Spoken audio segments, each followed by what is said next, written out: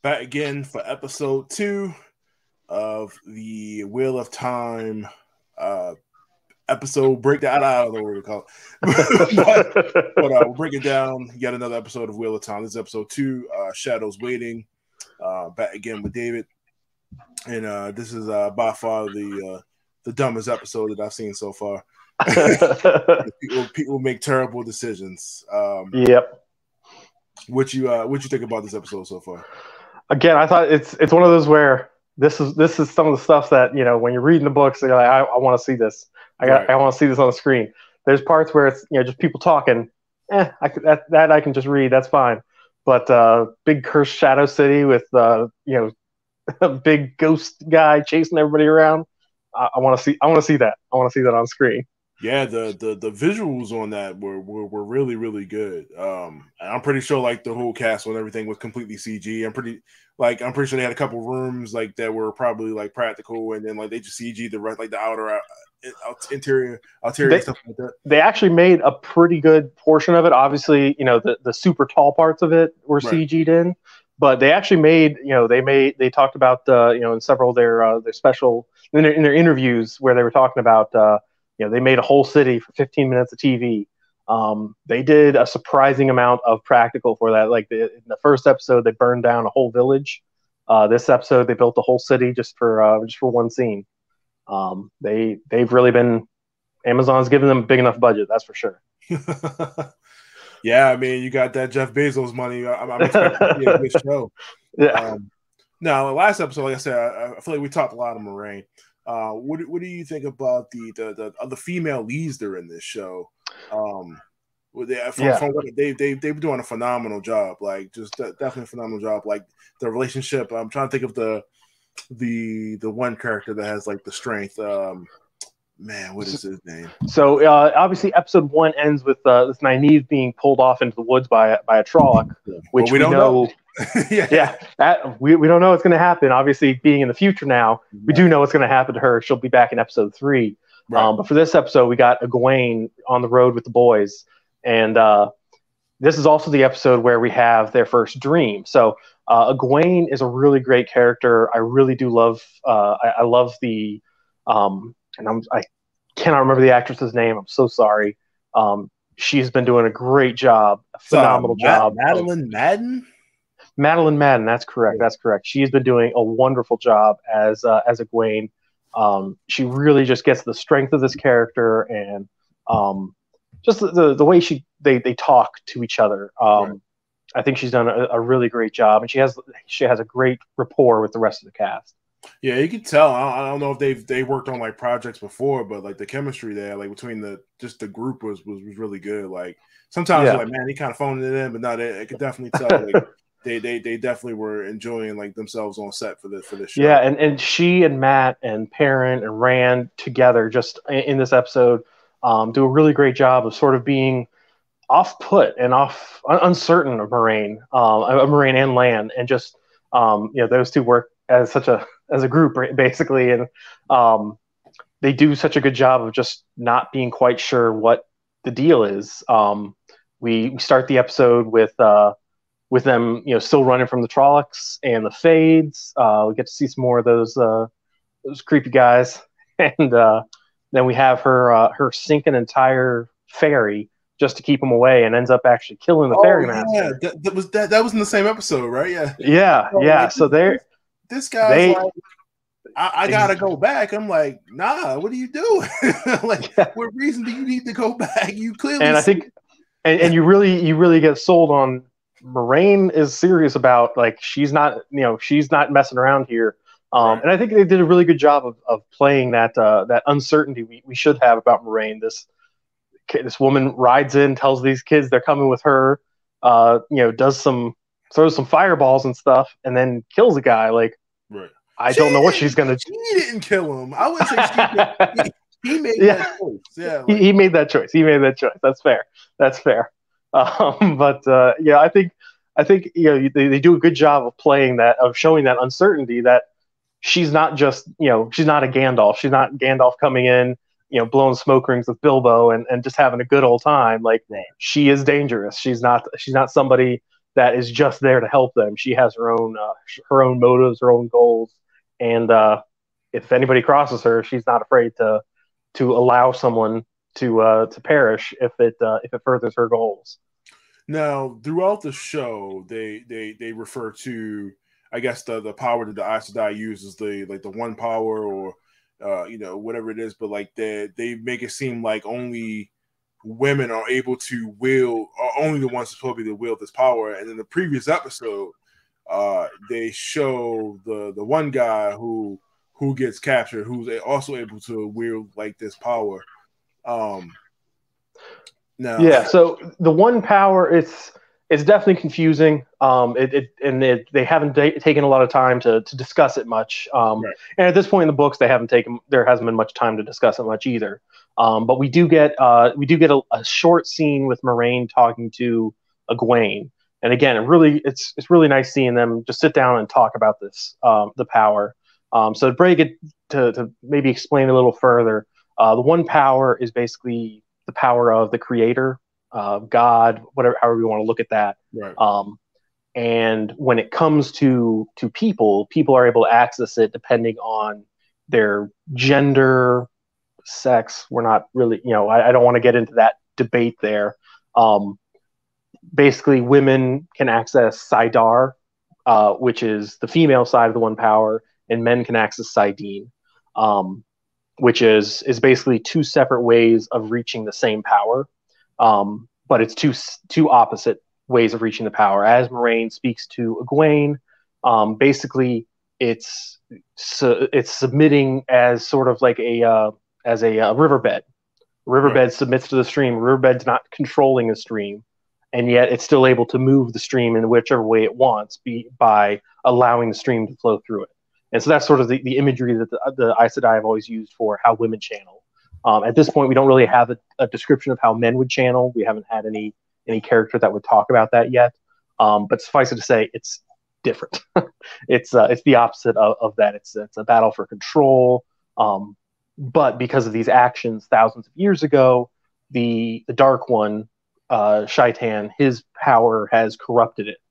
Basically, if you want to think of like oil on water, that to get to the one power, you have to reach through the oil, and anything you do is going to be tainted by it.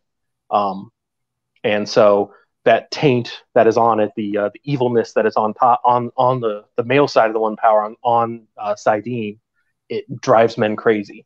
Which, to go back to the first episode for just a second, I thought they did a great job showing that man just being insane. I thought that was great. Right. We'll see more of that in the fourth episode when we get to meet Logain. But for now, at least, we just focus on Saidar and the female connection. Yeah, I was definitely interested in like how they were doing this, but I mean, like this, like majority of this episode is obviously like just kind of like a fight for their survival, and Matt is I can't even describe his personality. I just have to assume like whatever like this darkness is, the ghost or whatever was going on in this castle or whatever it was calling out to them to like kind of do different things. So in the books, it's actually a little bit even more obvious. There's literally a character called Mordeth that they run into in the city. They go camp in this creepy city. Moiraine tells them, "Hey, don't touch anything." 1,000 years ago or 2,000 years ago, the city was sealed itself off and was corrupted by this guy called Mordeth, and he whispered at them and made them so paranoid that they shut themselves off and they just devoured themselves. Every pebble is cursed. Don't touch anything. And of course, the first thing they do is run off and go explore. In the show, obviously, it's just Matt who runs off to explore, but that's exactly who would do that. And so, like he runs off, finds a dagger. Hey, I need a souvenir. No postcards from Matt. He's going to get himself a dagger. I just found it weird that like I said, it's a little bit later on that it just took them so long to notice like anything weird that was going on. Like, are the Aes Sedai not able to? I guess at that point once at the end of this episode they all split up and go their separate ways because they got to jump off the building, jump off the water. like whatever. Yeah, everybody's got to find their own way out because it's on them so fast that they don't have a chance to group up and get through it. And obviously, you don't want to touch it. So they don't. Maybe I missed it. They don't really say what it is. Like this. It's never really fully described in the books. It's not connected to the Dark One in any way. It's not part of him. It's just the separate evil that is not just. It's not actually from the Dark One. It's not, which is why the Trollocs are afraid to go in there because they also what we see happen to the Horse would happen to a Trolloc or a Fade or anything that touched Mashadar in when they get into the city there. So yeah, it's a weird place where people aren't sure what it is. Again, the world is this. It involves this idea of rebirth and reincarnation, and so a lot of people would sort of chalk it up to it's evil from many ages ago. We don't know what it comes from. We don't know how it works. We don't know what to do about it. And so we just sort of stay away from that place and we just leave it there. It's staying in its city, so we're just not going to mess with it. Nobody should take anything out of there, because then the evil can come with it, as we see with Matt in the next couple episodes. Now, if my memory is kind of whatever, but like, is this the same episode where they're going through the woods and they meet like the light dudes, the light guys? Or was that the episode previous? Because they were still together at that time. I believe it. I think it was the next episode. Although Moiraine is wounded in that scene, and she is passed out because of her wounds at the end of episode when they're in Shatter Logoth because Lan. Yeah. So that had to be the same episode then, right? Like earlier. Yeah, it had to be earlier in that episode. Okay. Because I mean, like I'm trying to remember the guy's name. The guy's collecting all the Aes Sedai rings, man. He's just like, man. Let's see if I find his name in this. If he's listed on this, Iman Valda. Yeah, Valda.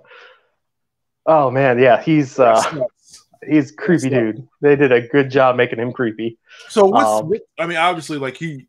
What was the deal with him? Like, what did they give? Like, as far as the book was, did they give like his motivational background for why he's doing what he's doing, or he's just got religious like?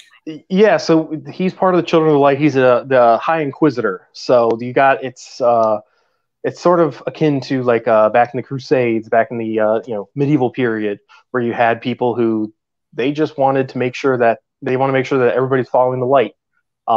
As we see in the end of the next episode. We have some people who believe that the Dark One should take over the world, believes that the Dark One should conquer everything, and so the Children of the Light fight against the Dark Friends. Unfortunately, some of them can be a little bit more zealous about it than others. Even as we see in that scene where one of the Children of the Light encourages them to go find an Aes Sedai for healing. Right there in front of Valda, and Valda on the other hand believes that all Aes Sedai should be wiped out. That touching the one power is touching the light, and that the only person who'd want to do that would be a Dark Friend. And I was confused about that a little bit because I was like, what? I mean, I guess in this world, like, what legally gives them the right to do that? Because like they're heading. Like, so that's sort of the question is what gives them the right to do it, and basically their right is nobody else is around, so what are you going to do to stop us? And there's enough of them. They have there's couple 10 maybe 10,000 Children of the Light. They have their own little capital city that they live in and that they come out of, and then they just sort of go out and they do their own thing. Nobody really hires them to do it. But some kingdoms just aren't strong enough to refuse them.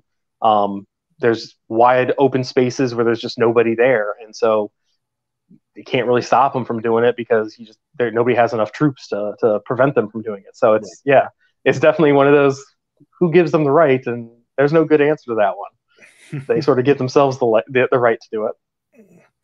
All right, well, I guess we can close this one out. Yeah, went a little long there on that one. I guess before we leave on this one, any major differences between like what they show here and the book? You remember? I think they did a very good job. This one was really close to their scene, the section of the book after they leave the two rivers, and it's really good section of them, fleeing, of just always having this constant chase from the Trollocs, and sort of having their decisions forced on them, and they're forced to go into this situation. So yeah, I think they did a very good job. Definitely showing them deal with somebody that just kind of snatched them up in the middle of the night, having to just randomly trust this woman that just says, yeah. You come with me if you want to live, you know what I mean? So yeah, exactly. But yeah, all right. Another episode in the bag. We coming back for episode 3. We're gonna end it on that one. See you guys on the next episode. All right, see you later. See you.